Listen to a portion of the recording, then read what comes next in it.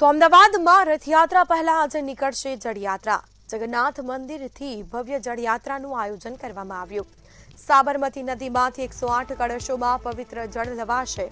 મંદિરમાં લાવેલા આ પવિત્ર જળથી ભગવાનની પૂજા કરાશે। નાયબ મુખ્યમંત્રી હર્ષ સંઘવી દ્વારા કરાશે પૂજા। જગન્નાથજીની રથયાત્રાની તડામાર તૈયારીઓ શરૂ કરવામાં આવી।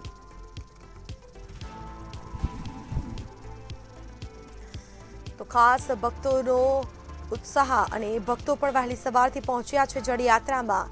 નાયબ મુખ્યમંત્રી હર્ષ સંઘવી પણ ખાસ ઉપસ્થિત। તો અમદાવાદમાં રથયાત્રા પહેલા આજે નીકળશે જળયાત્રા। તો જગન્નાથ મંદિરથી ભવ્ય જળયાત્રાનું વિશેષ આયોજન કરવામાં આવ્યું। જેમાં સાબરમતી નદીમાંથી 108 કળશોમાં આ પવિત્ર જળ લવાશે। તો આપણી સાથે સંવાદદાતા અનિતા પરમાર લાઈવ જોડાઈ ચૂક્યા છે। જી અનિતા, રથયાત્રાની તૈયારીઓ હાલ પૂરજોશમાં ચાલી રહી છે। આજે જળયાત્રાનું ખાસ આયોજન કરવામાં આવ્યું છે। આપ જ્યાં ઉપસ્થિત છો ત્યાં કેવો માહોલ છે?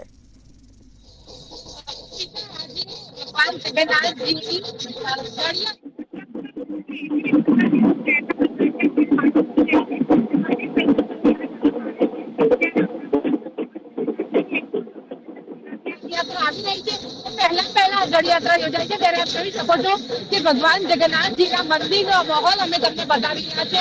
જેમાં આપ જોઈ શકો છો અલગ અલગ પ્રકારના બળદગાડા જે છે તે આ જળયાત્રામાં જોડાશે। સાથે જ આથી ઘોડા પાલકી જય કનૈયા લાલજીના નાદની સાથે આ જળયાત્રા જે છે તેનો શુભારંભ થશે। ત્યારે અલગ અલગ પ્રકારની ભજન મંડળી છે જે અત્યારે આપ જોઈ શકો છો કે મંદિરના પ્રાંગણમાં ભગવાનનો જય જયકાર કરતી જોવા મળી રહી છે। ખાસ જો વાત કરવામાં આવે તો આજના દિવસનું વિશેષ મહત્વ છે, કારણ કે 108 જેટલા કળશની અંદર પવિત્ર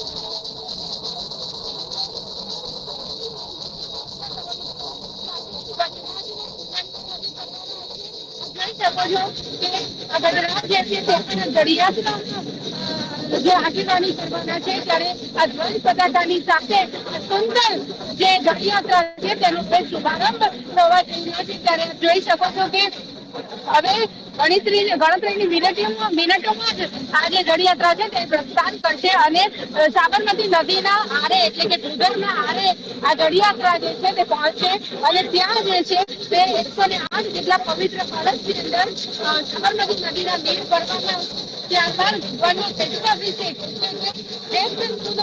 આજે અને આજના દિવસે ભગવાનને અલગ અલગ દ્રવ્યો હોય છે તેમનો અભિષેક કરવામાં આવે છે અને ભગવાન જગન્નાથજી બજાવે